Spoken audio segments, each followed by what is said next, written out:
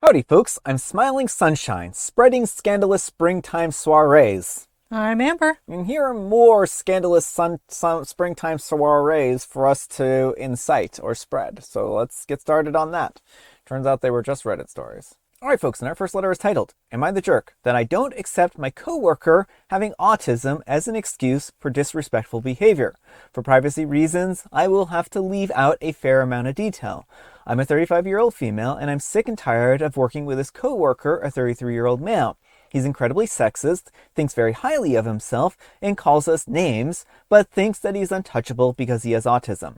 Well, when I met him first 3 years ago, he was very open about his autism and how he works differently. I was never given a heads up about this guy before I started this job, but appreciated the time and how open he was about it.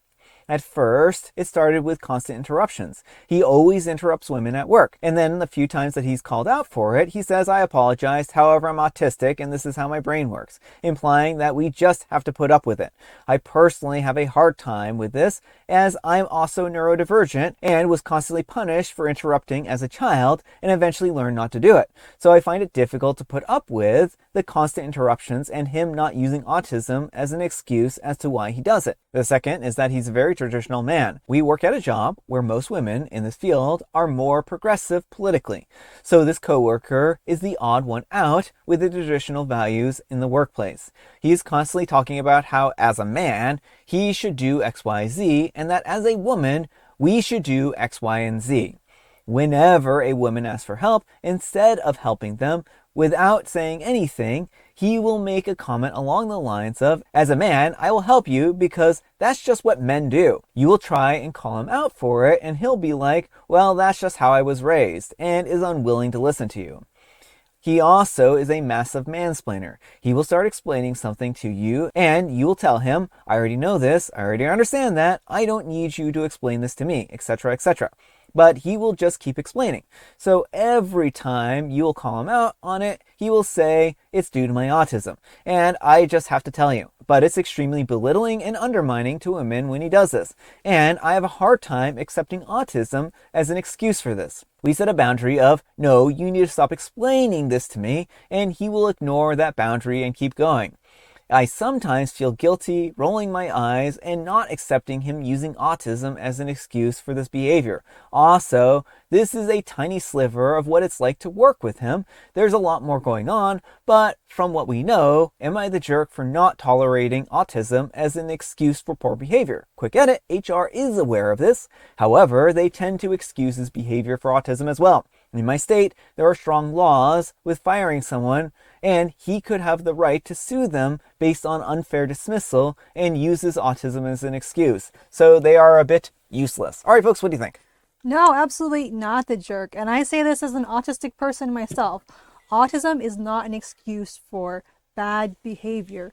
The thing is that he can change his behavior. Just because you're autistic doesn't mean that you are fixed one way forever. Like, I'm sure I've said things, that were insensitive as a kid. In fact, I know I did, and I didn't realize it at the time, and I was called out and corrected. And those moments had a big effect on me. They were a big turning point for me, And so I think him being like, I can't stop being misogynistic, I'm autistic. It's like, no, you are choosing to remain entrenched in these unhealthy ideas, and you are using your autism as a scapegoat. So I have a lot of problems with the things that he's saying. He's saying things like, oh, as a man, I'm going to help you here, right? No, as an employee of a company, you're going to help your coworkers because that's what you're being paid to do. Exactly. You're not being paid to be a man. You're being paid to be a coworker with special skills that you use to help your coworkers. This isn't anything to do with your gender or what's between your legs or anything like that. It doesn't have anything to do with his autism either. Well, I mean, maybe he's good at his job because of certain behavioral characteristics, but the thing is that he needs to understand that he is an employee and that he needs to help his coworkers because that's what employees and coworkers do. And the second thing is that I think OP just needs to start documenting, because if he's creating a hostile work environment, then it doesn't matter how much autism he has, that's still a hostile work environment. Yeah. And if OP presents a whole caseload of evidence about the hostile work environment that he has and that he's creating, then they'll have no choice but to let him go. And when he comes along to try and sue them for, firing him without a good cause, there's a huge paper trail that shows that indeed it's because he's being sexist and has, created a hostile work environment. So Yeah, well, I think it's really despicable the way HR is like expecting all the women in the office to put up with constant harassment just because they are concerned that he might sue them. It's like, if all the women documented this and came together, like, they have workplace protections too. yes. And, the point is that you cannot fire someone for certain protected categories, but that doesn't mean you can't fire an autistic person. Yes. You can't fire an autistic person for needing basic accommodations, but being able to say all kinds of misogynistic nonsense is not an accommodation you need. No, and I mean, there are laws on the books that say that there are things that you can and can't say in the office, right? So I think that OP just needs to start documenting and document everything, every single instance. Email it to HR every single time that he says or does something that's sexist or makes you uncomfortable.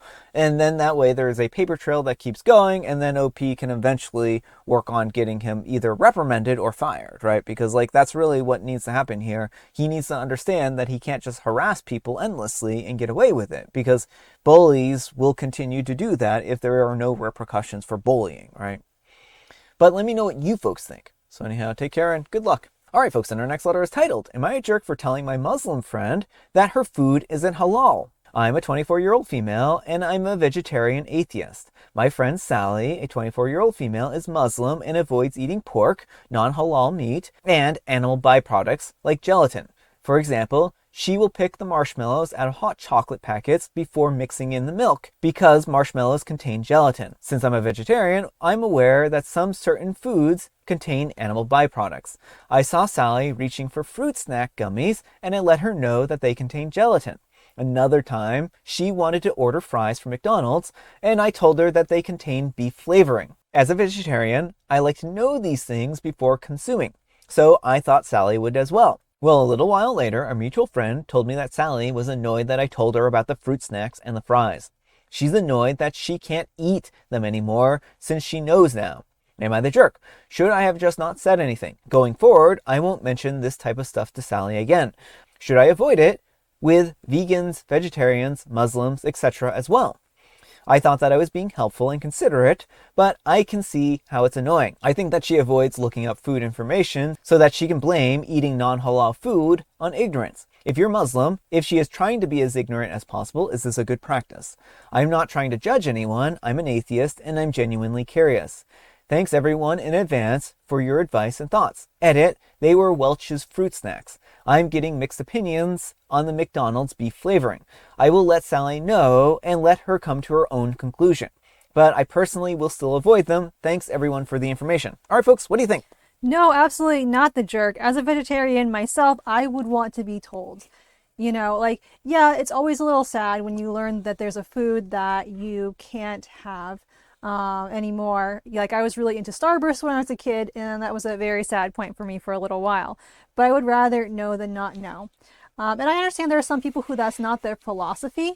And if you know, now you know that Sally doesn't follow that philosophy, so it's fine to not tell her anymore. But I would say in general, it's best to err on the side of concern, because a lot of people genuinely do not want to eat things that violate their religious or ethical beliefs. Yeah, I mean, I think Sally probably needs to confront OP directly and say, hey, can you just not tell me in the future? I don't want things ruined for me. And that's perfectly fine. That's a philosophy that she is allowed to follow. And the thing is that I think that OP was doing the right thing. The OP knew that she had these moral objections, and they did everything in their power to help ensure that they were, aware of what might contain contaminants that they wouldn't want to eat, right? And I think that's the polite and respectful thing. Everyone's going to have their own difference in ethics and philosophies when it comes to food and consumption and animal products. And I think that OP is doing their very best to follow those, ethics and beliefs, right? And I think that Sally needs to make up her mind as to whether she wants to follow a diet that is, devoid of these foods or not, Mm-hmm. because feigning ignorance isn't really a good way of going about it, right? No, it's not. And also, and in regards to like the fries, I think the fries were they McDonald's used to fry the fries in beef tallow. Yeah. And when the beef tallow, when they were found out that they were using beef tallow and not telling people that they were had beef in them, that's when they got into trouble for that, right? And so I think since then, most McDonald's, if not all McDonald's, have switched to vegetable oil instead of beef tallow for frying their fries. So I think the fries are probably safe. It's not that they used beef flavoring, it's that they used beef tallow. And that was a big thing back in the 90s when that came out, right? It was like, Mm-hmm. oh, a scandal. Um, as for the fruit snacks, I mean, there are a lot of fruit snacks out there that don't contain gelatin. So maybe OP can, extend an olive branch and say, here's a set of, fruit snacks that don't contain, gelatin. And that might help her out. And if she realizes that there are other foods and alternatives, then that's going to help her out and help her live a lifestyle that she wants to live. Yeah, well, I know one of my favorites growing up were like the Scooby Doo gummies. Those ones don't have gelatin in them. Mm-hmm. So, something like that. But let me know what you folks think. So anyhow, take care and good luck. Alright folks, and our next letter is titled, Am I a Jerk for Reading My Wife's Stories on Her Word Doc Without Her Permission? I'm a 30-year-old male, and my wife, a 24-year-old female, likes to write fanfics for herself.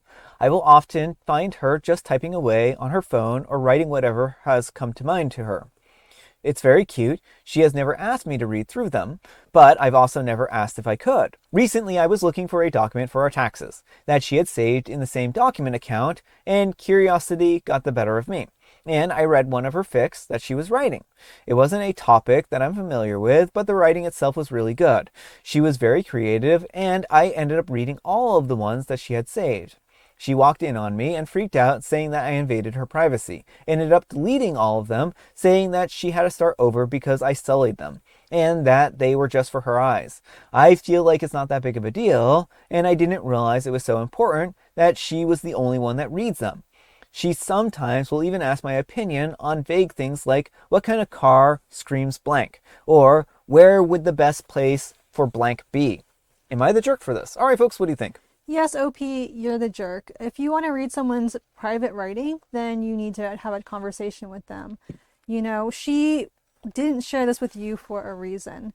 And like, even if you have a very close relationship, there may still be things that your partner wants to keep separate. And like, I know when I first started sharing my writing with Brian, it was terrifying because the idea that someone else is going to have an opinion on your writing and they may not like it, it may change how they see you, like your brain will do all these kind of dramatic things when in reality, like whether they like it or not, like it's probably not going to change their opinion of you drastically, hopefully, if they're your partner. But she just may not want to share that side of her writing with OP. I feel a little bad that she went and deleted them Mm-hmm. because I feel like that was a bit of an overreaction, right? Like what difference does it make that OP has read them, right? The damage has already been done and they've been read. And OP actually thought that they were good, and I think that this is a good opportunity for them to sit down and kind of talk about this kind of stuff. I think that OP approached this not with malice, Mm-hmm. and had they known that this was something that was off limits, then and they read them anyways, then that would be a different situation. And I would say, yeah, you're very, very clearly in the wrong here, and you should be ashamed of yourself. But where she's never given any explicit "don't read my stuff," I'm not, comfortable with you reading it.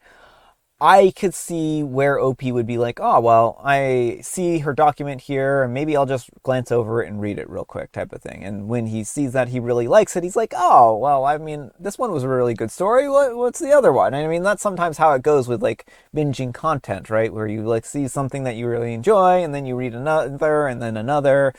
And I'm not excusing what OP did here. I think that OP really should have asked her if this was okay.